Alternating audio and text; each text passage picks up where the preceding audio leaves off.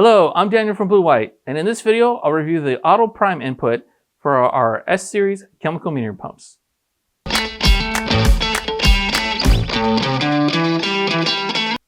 Auto Prime will allow you to prime the pump remotely using the dry contact. This feature uses the P1 contact on the input number 2 connector. To enable Auto Prime, open the app drawer, select Settings, select Auto Prime, enable Auto Prime.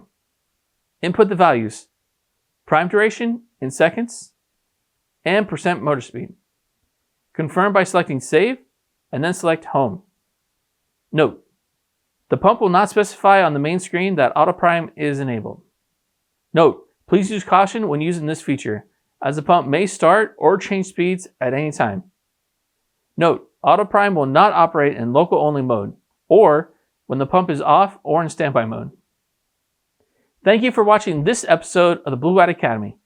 For further questions or assistance, please reach out to us at customerservice@blue-white.com.